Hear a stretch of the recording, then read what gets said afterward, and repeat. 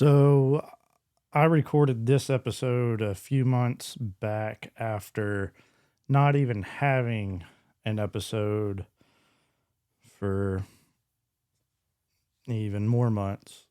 I don't know the last time I uploaded anything, just been busy. But a quick update, we adopted a little girl. That took a lot of time, but it's just been hard to find time to actually do this. I like doing it. It's just hard to find the time to do it. This particular episode, though, not real happy about it. That's why I never posted it. But I'm posting it anyway, simply because I want to get something out there. If I ever reread this book, take better notes, I'll revisit this episode and hopefully get something better, more on this topic. But without further ado, cue the music.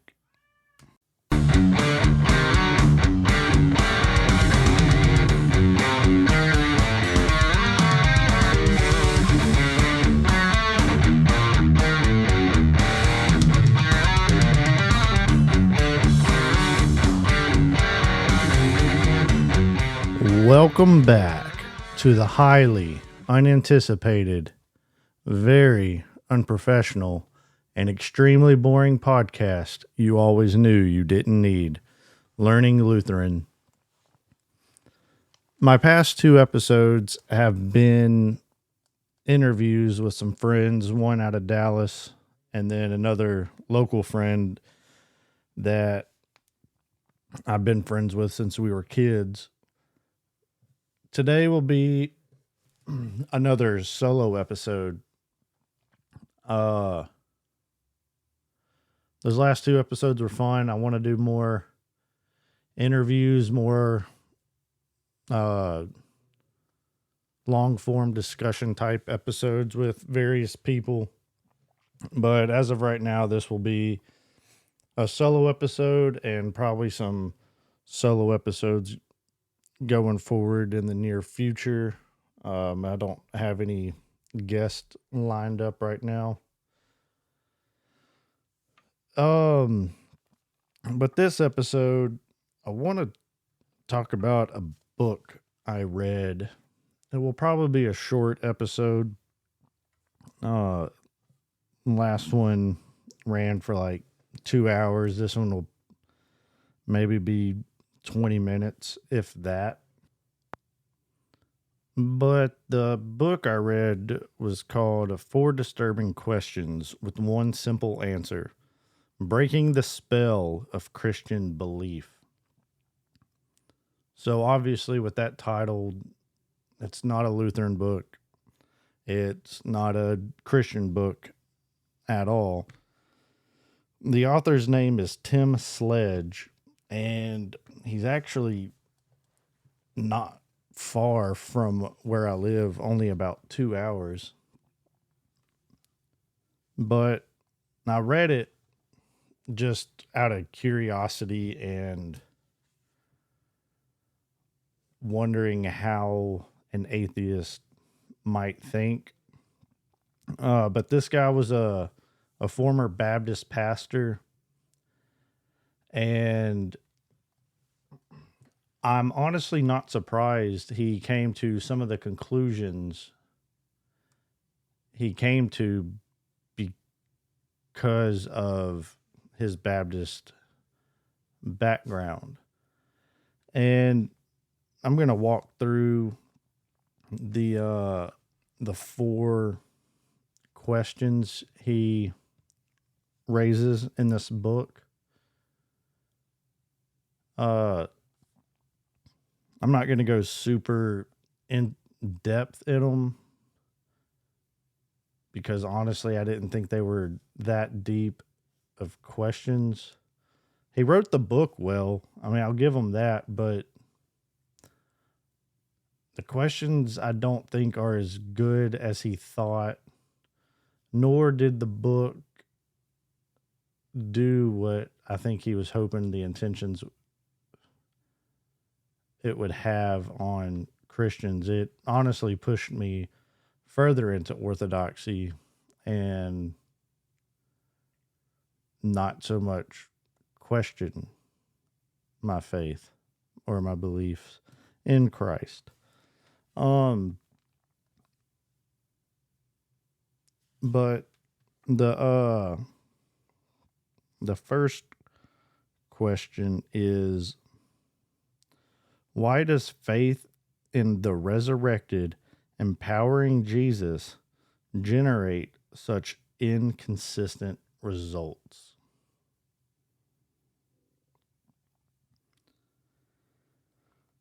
And he doesn't give the final really verdict until after all four questions are presented. He does kind of answer each one a little bit in the chapter, but not with his final answer. But one thing I noticed is that he clearly either didn't, but definitely now doesn't understand the law gospel distinction. Everything was me focused. Did I do enough? And etc. Things of that nature is how he was presenting his faith from when he was a Baptist.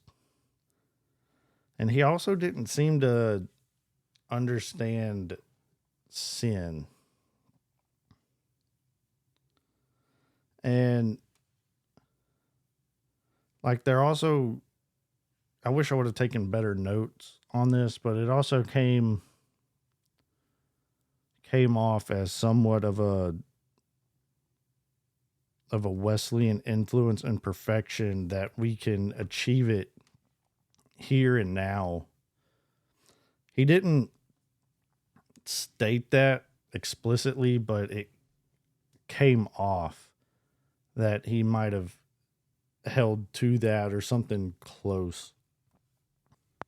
But to tackle the question, why does faith in the resurrected, empowering Jesus generate such inconsistent results? I mean, it really boils down to our sinful natures. And I do wish I would have taken better notes on this to address more comments he made, but I didn't plan on making a podcast about it. But he clearly thinks that we are, I can't say clearly, but it comes off that he thinks it's going to be like some sort of state of perfection this side of glory. And that's not the case. And like one of the reasons why we do have so many denominations is because we'll have a guy who thinks he should start a church for some reason or another. He's dissatisfied with where he's at the leadership, at the theology, at something. And he'll think that, oh yeah, I can do this. I can start my own church. And churches will be started that shouldn't have been started. Just guys with a good charisma and a good personality, and people will flock to that, and they recognize that's what will happen. So without an actual call from the church to plant this, or they just get the idea and they go plant a church, and that's where we get such division in theology. And for the same reasons, we'll see the different results, as he's saying. It's a result of our sinful nature. We're prideful people. We don't like admitting when we're wrong. We like to have things done our way, or it's not going to happen at all. And whenever you have these different churches popping up because of that, you have all these different varying theologies that have no historical root. It's just, this is how I'm interpreting it. I don't care how the church has interpreted it beforehand. And they start preaching something similar to what I saw. He would give examples of what he would tell people in his church. And it was always do this, do this, do this, do this, do this, do this, do this. It was all law and no hope, no gospel. And then when people see that they can't live up to that law, no matter how easy we make it, that inconsistency is going to start setting in, and people will fall away, and probably falling away from something they don't actually even know.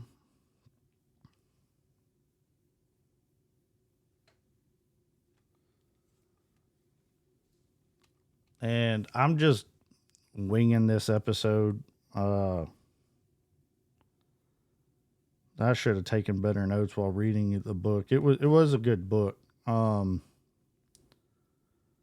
pretty much just doing this episode to have something to put out for next week. But let me find the second question. Question 2 is, how could a loving God who created a universe do such a poor job at clearly revealing who he is and what he expects? And in this chapter, my previous statements, I would have to say, still stand. He doesn't understand sin.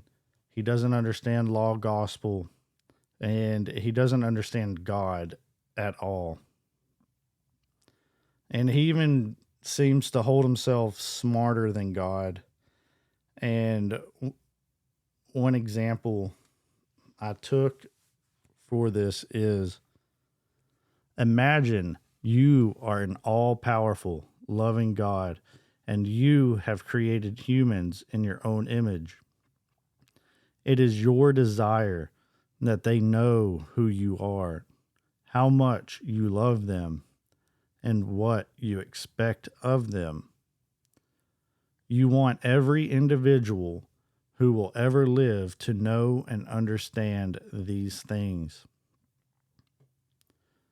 How would you make yourself known?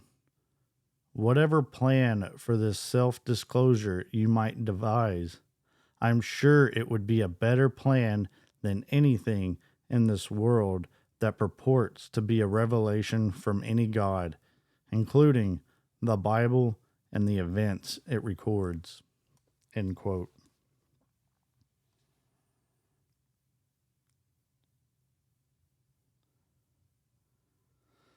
And he uses the denomination thing in this chapter, and I've already addressed that, but he also goes on to say that you're only a Christian because your parents are, and if you were born in China, you would be Buddhist, and that's just a non sequitur. Like that, that doesn't bear any actual proof to the question at hand. It doesn't address it at all. And he also, in this chapter, brought up a lot of contradictions within the Bible, but doesn't give a single example.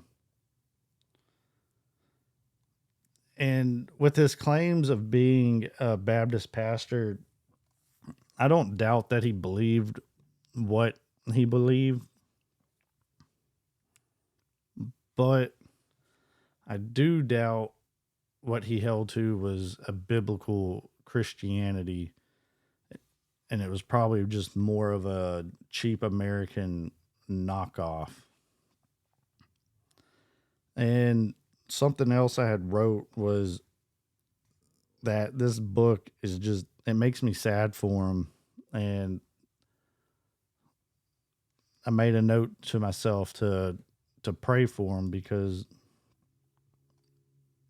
it really was, those 2 chapters, pretty heartbreaking. I'm not mad at the guy. If I had been fed everything that he might have been, I probably would be in the same spot. I'm grateful for my upbringing, even though I don't agree fully with it anymore. But we had a proper law gospel distinction, and I'm very grateful for that.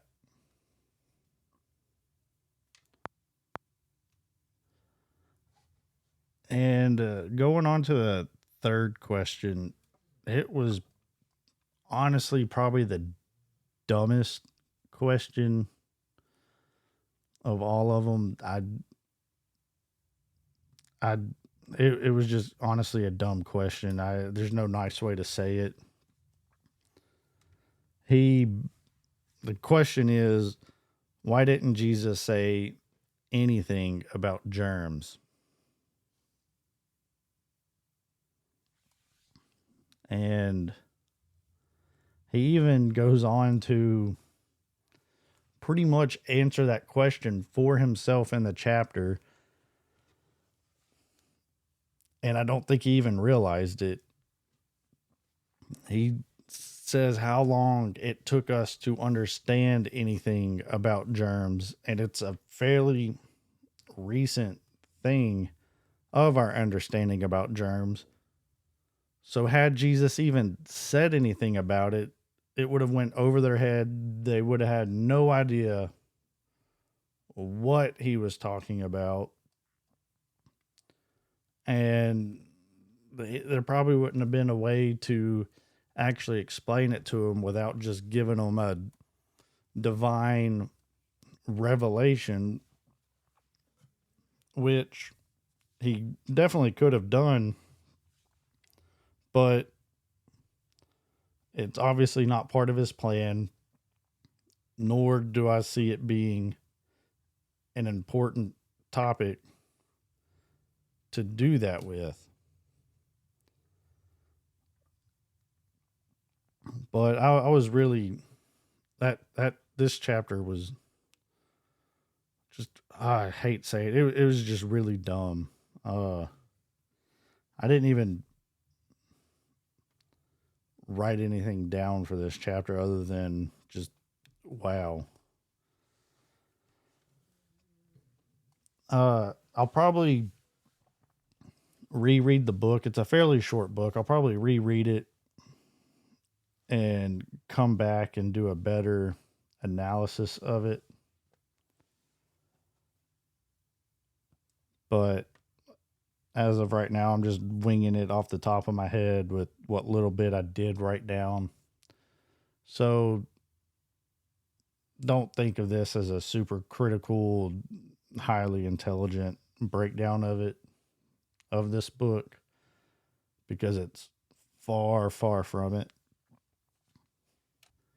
And the final question that was presented is, why would a heavenly father ban most of his children to eternal torment when he could send them all straight to heaven.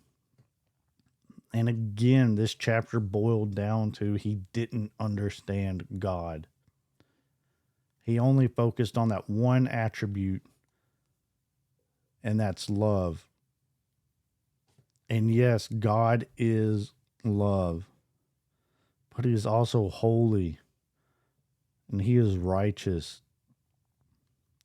And sin can't be before him. God's judgment to cast people into hell, of which we are all deserving. We have all sinned and all fall short of the glory of God. But his judgment to do that is righteous. We don't deserve the grace that he has bestowed to us.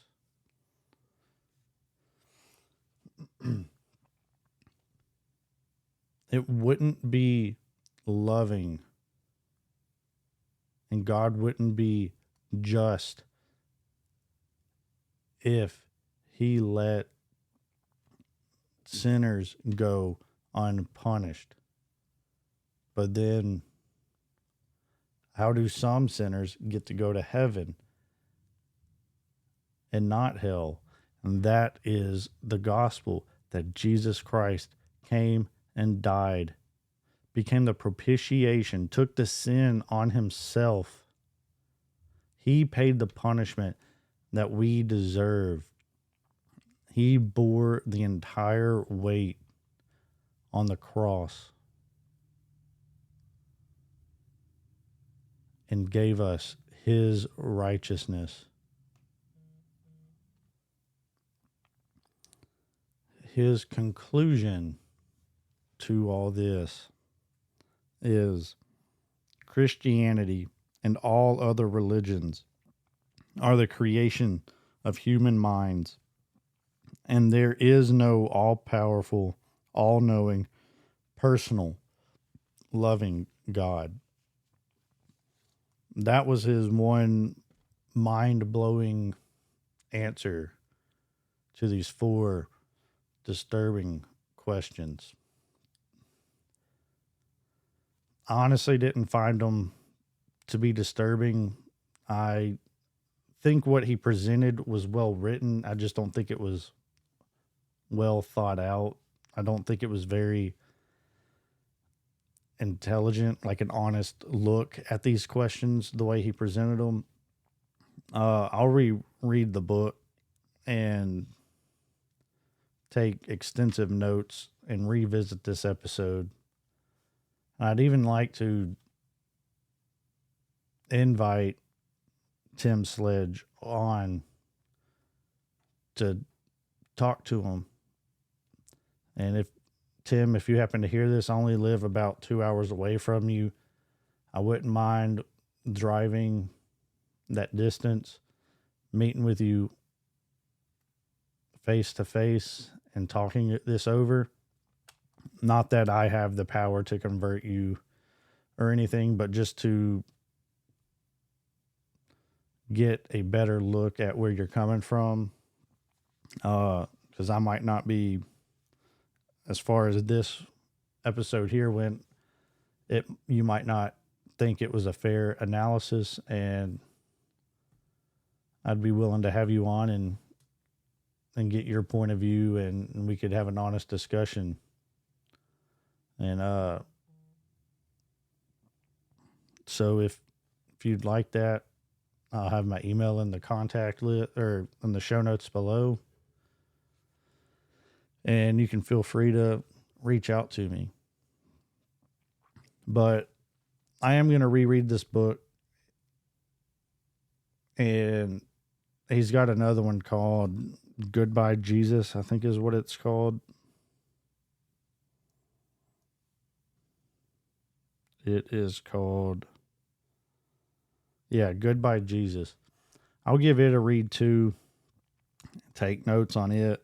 It's a longer book though, so it'll take me a while to finish both of them. I've got other things on my list. But this has been a pretty boring episode. I winged the whole thing. I'm sure it was very obvious, but most of my episodes have been. But I will see y'all on the next one. Thanks for checking in again. And the Lord be with you.